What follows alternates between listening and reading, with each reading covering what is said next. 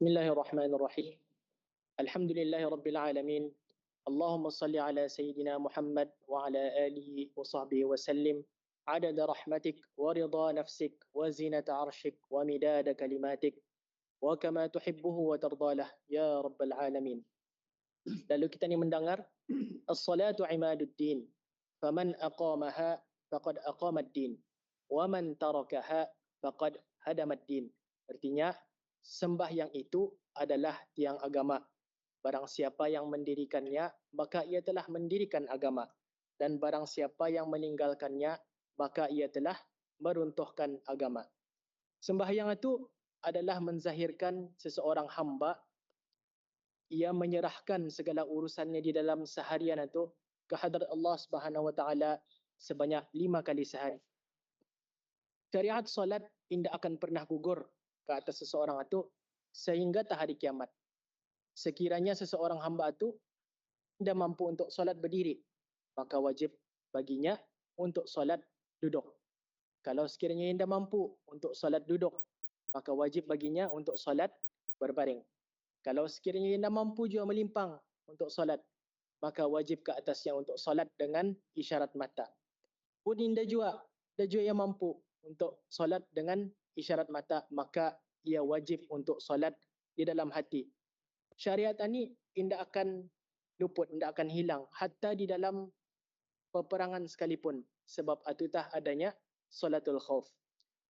Kepentingan sembahyang boleh kita lihat bila mana Allah Subhanahu Wa Taala menurunkan atau mensyariatkan hambanya untuk membuat sesuatu ibadah, maka Allah Subhanahu Wa Taala akan menurunkan wahyu.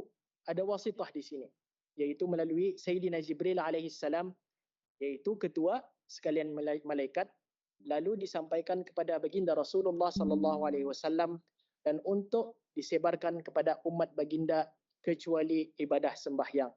Sembahyang Allah Subhanahu Wa Taala sendiri memi'rajkan baginda sallallahu alaihi wasallam melimpasi 7 lapisan langit hingga ke Sidratul Muntaha untuk mengambil syariat solat ini. Buniyal Islamu ala khams. Islam didirikan atas 5 perkara. Pertama, syahadatu an la ilaha illallah wa anna Muhammadar Rasulullah, yaitu pengakuan bahawa tiada Tuhan yang layak atau yang berhak disembah kecuali Allah Subhanahu Wa Taala, wa anna Muhammadar Rasulullah, dan Sayyidina Muhammad sallallahu alaihi wasallam itu adalah pesuruh Allah.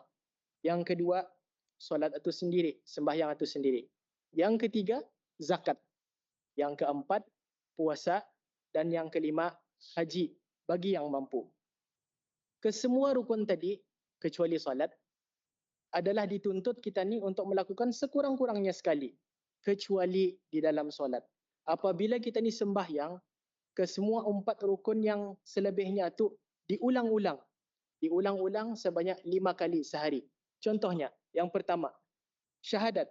Apabila kita ni bersyahadat, rukun pertama. Di dalam solat kita ni bersyahadat. Tahiyat awal kita ni bersyahadat. Tahiyat akhir kita ni bersyahadat.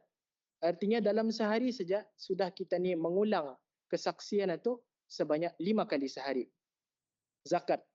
Macam mana zakat? Kalau kita ni tahu, zakat adalah menggunakan harta. Macam mana kita ni memperolehi harta? Iaitu dengan bekerja. Dan apabila kita ni bekerja, ia mengambil masa. Ia menggunakan masa kita ni. Jadinya apabila kita ni solat, bukankah solat atau sembahyang itu mengambil masa kita ni? Contohlah, dalam sehari ada 24 jam. Sembahyang 5 waktu, habis kurang kira-kiranya kita ni korbankan dalam masa sejam. Dalam masa sejam itu, iaitu sudah waktu yang kita ni zakatkan kepada Allah Subhanahu Wa Taala sehari 5 kali. Berpuasa. Macam mana kita ni puasa dalam sembahyang? Sebagaimana yang kita ni ketahui, apabila kita ni puasa, kita ni menahan lapar dahaga dan kita ni menjaga syahwat perut serta kemaluan. Akan tetapi ada perkara yang harus, ada perkara yang mubah yang kita ni buat masa puasa. Masa puasa kita ni boleh tidur. Masa puasa kita ni boleh bercakap. Masa puasa kita ni boleh berjalan. Masa puasa kita ni boleh ketawa. Akan tetapi apabila kita ni sembahyang, kita ni berpuasa sebagaimana kita ni puasa di bulan Ramadan atau puasa-puasa sunat yang lain, dan kita ni berpuasa juga melakukan segala perkara yang mubah, segala perkara yang harus yang kita ni lakukan. Atu pun kita ni puasa.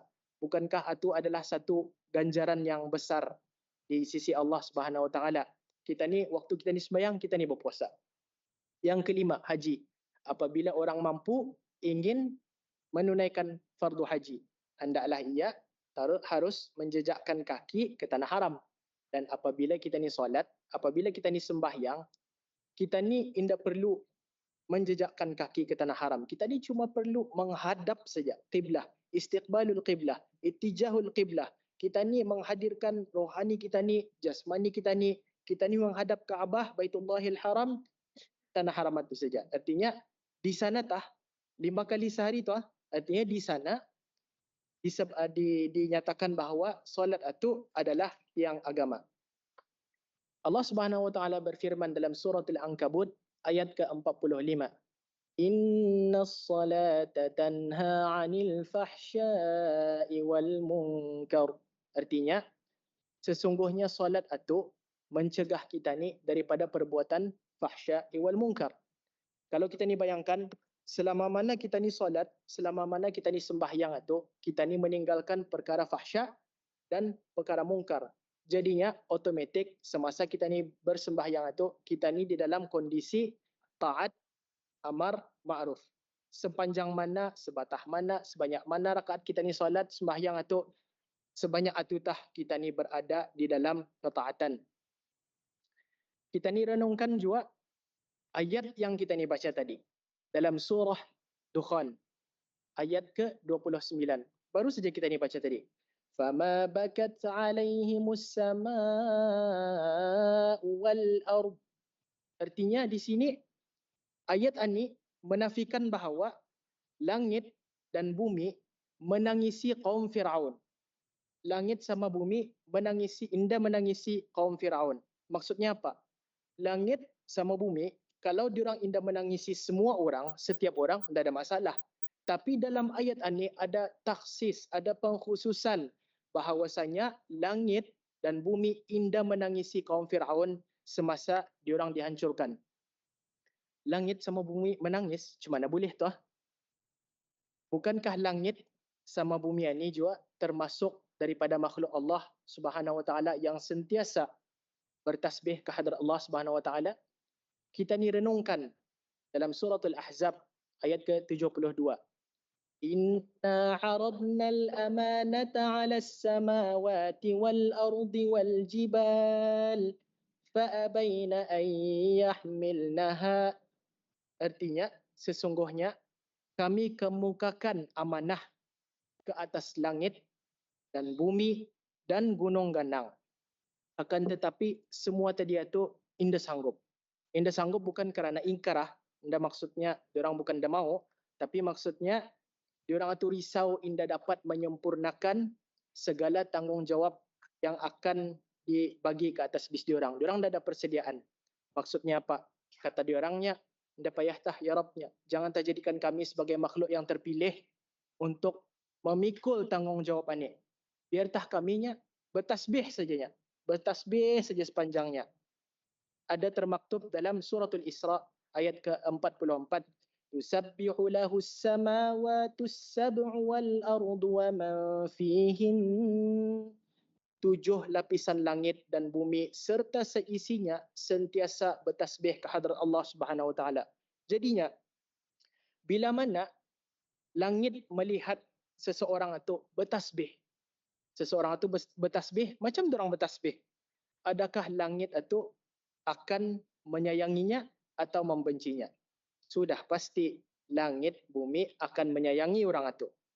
Apabila kita ni bayangkan, apabila orang yang kita ni sayangi pergi meninggalkan kita ni, adakah kita ni bakal merasa sedih ataupun adakah kita ni kan gembira? Confirm 100% sudah pasti kita ni akan berasa sedih. Artinya bila mana ayat tadi menerangkan bahawa langit itu indah menangisi kaum Firaun, artinya kaum Firaun itu adalah kaum yang sesat.